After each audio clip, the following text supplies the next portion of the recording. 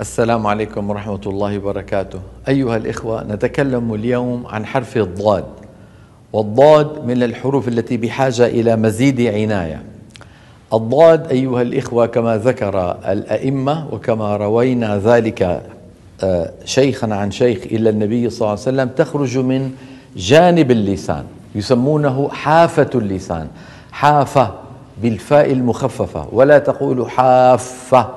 الحافة شيء آخر، وإنما الحافة مخففة الفاء يعني جانب اللسان، إما الجانب الأيمن أو الأيسر أو منهما معا.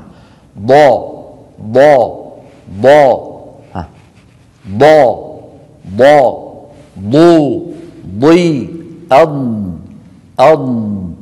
أض. أرجو أن يكون الصوت واضحا عندكم. كثير من الناس يعتمدون على طرف اللسان عند إخراج الضاد. إذا اعتمدنا على هذا المكان سيخرج معنا دال مفخمة، لن يخرج معنا ضاد.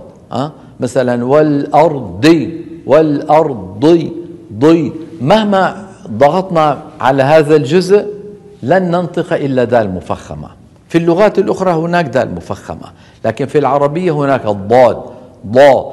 غير المغضوب ضو ضا ضي والأرض. ولاحظوا بأن صوت الضاد رخو، يعني قابل للمط. أض أض أض. أرجو أن يكون امتداد الصوت واضح في الفم. ما هي الأخطاء التي ممكن أن تحدث عند نطق حرف الضاد؟ كما ذكرت منذ قليل، إبدالها بدال مفخمة في بعض البلاد، قلبها ضاء، وهذا كثير جدا. قلبها ضاء، يعني بدل ضرب يقول الناس ضرب ضرب.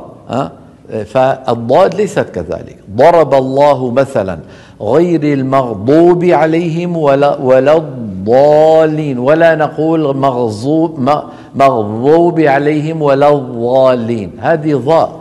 ظل يعني بقي، ضل يعني لم يهتدي. رأيتم الفرق كيف أن تغيير المخرج يؤدي إلى تغيير المعاني المربوطة بذلك.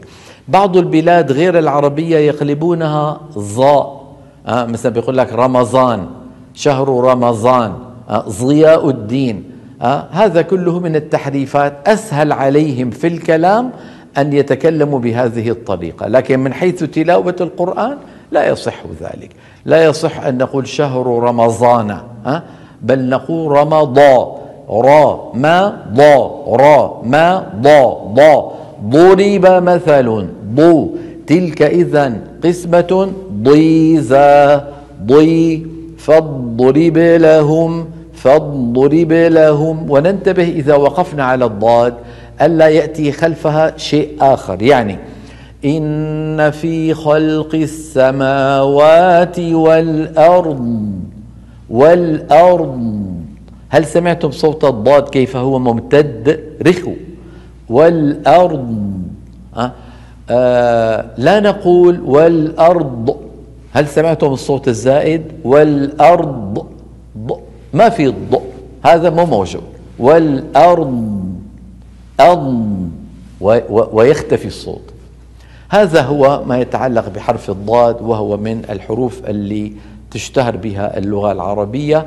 أمره سهل إذا فهمنا مكان خروجه وكيفية خروجه والصفات المرافقة للحرف حالة نطقه. بارك الله بكم.